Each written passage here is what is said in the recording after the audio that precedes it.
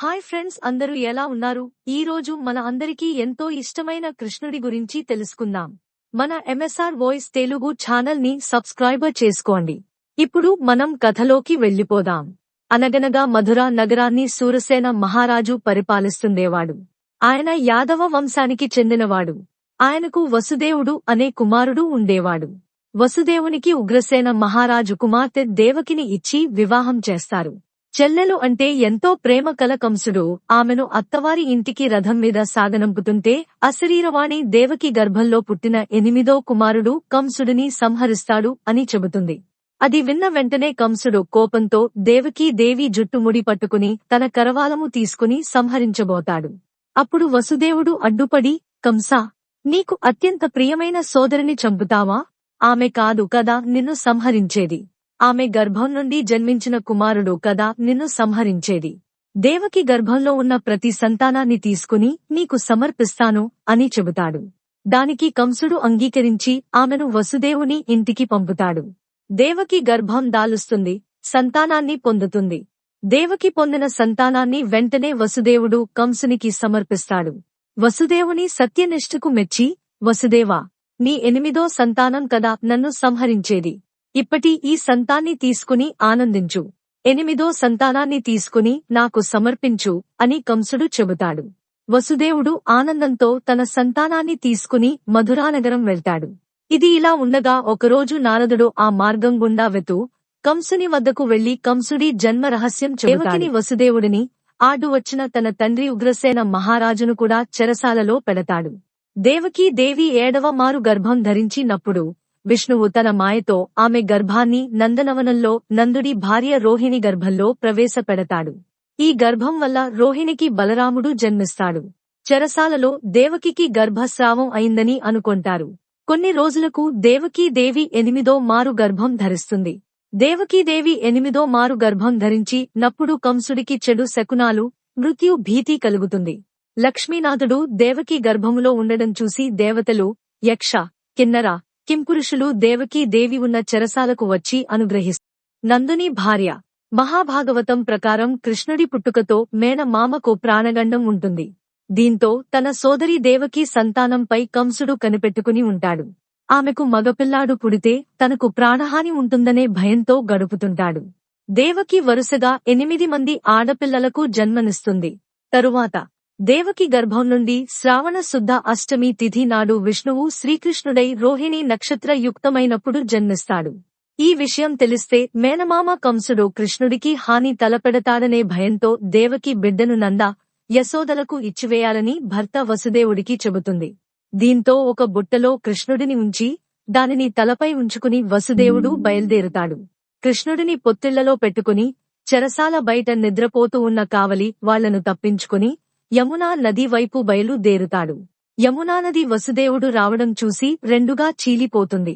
యమునా నది నుండి బయలుదేరి నందనవనంలో తన స్నేహితుడైన నందుని ఇంటికి వెళ్లి యశోద ప్రక్కన ఉన్న శిశువు ప్రదేశంలో శ్రీకృష్ణుడిని విడిచి ఆ శిశువును తీసుకుని తిరిగి చెరసాలకు వస్తాడు.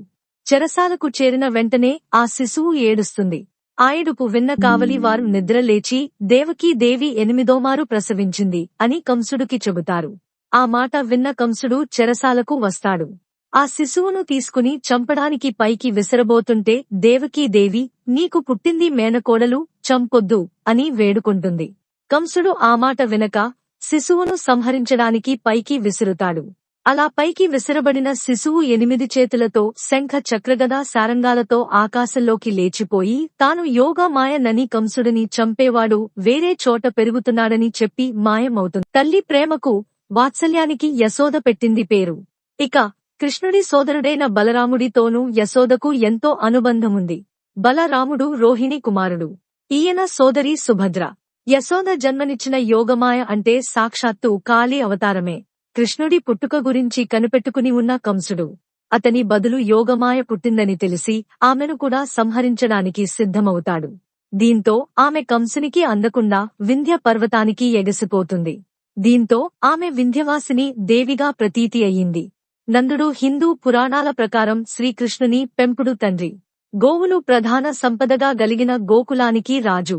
నన్న గోకులం చక్కని పాడి పశువులతో తులతూగుతుండేది. మొదట్లో నందుడికి శ్రీకృష్ణుడు మహావిష్ణువు అవతారం అని తెలియక కంసుడు పంపిన రాక్షసులు ఆయనకి కీడు తలపెట్టినప్పుడల్లా అతన్ని కాపాడమని మహావిష్ణువును ప్రార్థిస్తుండేవాడు. ఇంకా మనం కృష్ణుడి బాల్యంలో చేసిన అల్లరి గురించి తెలుసుకుందాం. దేవకి మరియు వసుదేవుల 8వ సంతానం జైలు నుండి తప్పించుకున్నట్లు కంస తెలుసుకున్నాడు. కాని చిన్న పిల్లవాడు ఎక్కడ ఉన్నాడో అతను ఖచ్చితంగా గుర్తించలేకపోయాడు. తనను చంపాలని నిర్ణయించుకున్న వ్యక్తిని అంతమొందించాలని నిశ్చయించుకున్న కంస భయంకరమైన రాక్షసుడు పూతన సహాయం తీసుకోవాలని నిర్ణయించుకున్నాడు. పూతన అడవిలో లోతైన గుహలో నివసించేది. కంస పూతన గుహ వద్దకు చేరుకున్నప్పుడు ఆమె చేతబడి చేస్తోంది. ఆమె పొడవాటి చింపిరి జుట్టు మరియు పొడవాటి కర్లింగ్ గోర్లు కలిగి ఉంది. ఆమె నోటి నుండి పొడుగాటి దంతాలు ఉన్నాయి. ఆమె నాలుక రక్తంలా ఎర్రబడింది. ఆమె జంతు చర్మాన్ని ధరించింది మరియు నిండుగా పెరిగిన ఒంటెలా పొడవుగా ఉంది.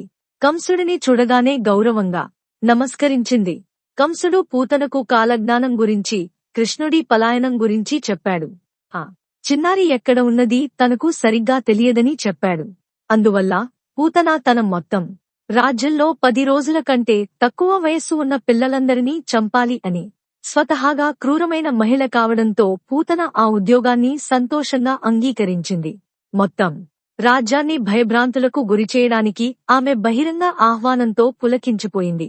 ఇది రాజ్యంలోని ప్రజల హృదయం కాబట్టి ఆ పనిని నిర్వహించేటప్పుడు జాగ్రత్తగా ఉండాలని కంస ఆమెను హెచ్చరించాడు. పూతన వెంటనే పనిలో పడింది. ఆమె నిర్దాక్షిణ్యంగా కంస రాజ్యంలో ఉన్న శిశువులందరినీ చంపడం ప్రారంభించింది. ఆమె పొరుగు రాజ్యాలలో కూడా పసిపిల్లలను చంపడం ప్రారంభించింది. తెలివిగా ఇళ్లలోకి ప్రవేశించి వారి తల్లులు నిద్రపోతున్నప్పుడు లేదా ఇంటి పనుల్లో బిజీగా ఉన్నప్పుడు ఆమె పిల్లలను ఎత్తుకుంటుంది. పొలాల్లో పనిచేసే అనూహ్య తల్లిదండ్రుల పసికందులను కూడా ఆమె కిడ్నాప్ చేసేది.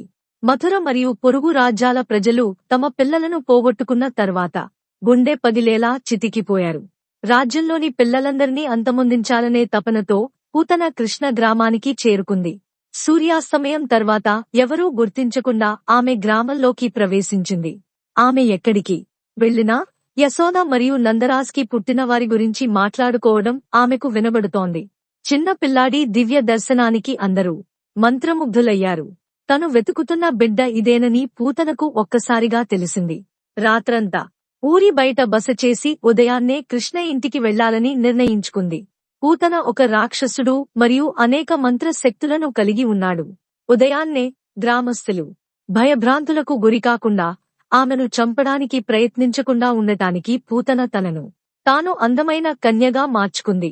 బయలుదేరే ముందు ఆమె తన రొమ్ములను ప్రాణాంతకమైన పాము విషంతో విషం చేసింది. ఆమె గ్రామంలోకి అడుగుపెట్టగానే తమ గ్రామంలో ఇంత అందమైన కన్యను చూసి గ్రామస్తులంతా చలించిపోయారు. యశోద కుమారుడిని ఆశీర్వదించడానికి దేవత స్వర్గం నుండి దిగి వచ్చిందని వారు భావించారు. ఆమె నందరాజ్ ఇంటి గురించి ఆరా తీసి సులువుగా గుర్తించింది. నందరాజ్ ఇంటికి చేరుకోగానే కృష్ణుడు ఓయలలో పడి ఉండడం చూసింది. ఒక్క చూపులో ఆ బాలుడు సామాన్యుడు కాడని దేవుడేనని ఆమెకు అర్థమైంది. జాగ్రత్తగా ఉండమని కంసుడు ఇచ్చిన సలహా ఆమెకు గుర్తుకు వచ్చింది. కృష్ణను ఇంటి ఆడపడుచులు చుట్టుముట్టారు. ఆమె తనను తాను పరిచయం చేసుకుని కృష్ణుడికి ఆహారం ఇవ్వడానికి అనుమతించమని యశోదను అభ్యర్థించింది. గ్రామస్తులలాగే యశోద కూడా అందమైన కన్యను ఏదో దేవతగా భావించి పూతన అభ్యర్థనకు అంగీకరించింది. పూతన చిన్ని కృష్ణుడిని తన చేతుల్లోకి ఎత్తుకుని పెరట్లోకి అడుగుపెట్టి ఆమెకు ఆహారం ప్రారంభించింది. నిమిషాల్లో కృష్ణుడు నిర్జీవుడు అవుతాడని అనుకుంది. బదులుగా పూతనకు అకస్మాత్తుగా చిన్న పిల్లవాడు తన నుండి ప్రాణాలను పీల్చుకుంటున్నట్లు అనిపించడం ప్రారంభించింది. ఆమె కృష్ణుడిని తన నుండి దూరం చేయడానికి ప్రయత్నించింది. కాని అది సాధ్యం కాలేదు. అబ్బాయి ఆమెను గట్టిగా పట్టుకున్నాడు. పిల్లవాడిని భయపెట్టడానికి ఆమె తన అసలు రూపానికి తిరిగి వచ్చింది. పిల్లవాడు భయపడి తనను విడిచిపెట్టాలని ఆమె గాలిలో ఎగరడం ప్రారంభించింది. కాని అన్నీ ఫలించలేదు. కృష్ణుడు ఆమెను విడిచిపెట్టలేదు మరియు చివరికి పూతన నుండి జీవితాన్ని పీల్చుకున్నాడు. పూతన ప్రాణంలేని శరీరం నేలమీద పడింది. ఇలాంటి అపూర్వ సంఘటనను చూసి గ్రామస్తులంతా భయాందోళనకు గురయ్యారు. కొడుకు భద్రత గురించి ఆందోళన చెందుతూ యశోద దాదాపు స్పృహ తప్పి పడిపోయింది. కృష్ణుడు క్షేమంగా ఉన్నాడో లేదో తెలుసుకోవడానికి గ్రామస్తులు పూతన నిర్జీవ శరీరం వైపు పరుగులు తీశారు.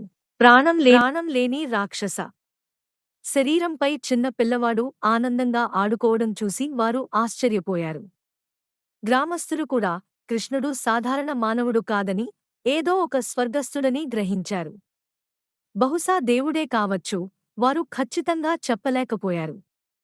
రాబోయే రోజుల్లో ఇలాంటి అద్భుతాలు మరెన్నో జరుగుతాయని వారికి తెలియదు. మీకు మరిన్ని ఇలాంటి స్టోరీస్ కావాలి అనుకుంటే మన ఎంఎస్ఆర్ వాయిస్ తెలుగు ఛానల్ ని సబ్స్క్రైబ్ చేసుకోండి. మీకు వీడియో నచ్చితే ఖచ్చితంగా ఒక లైక్ చేయండి. థాంక్స్.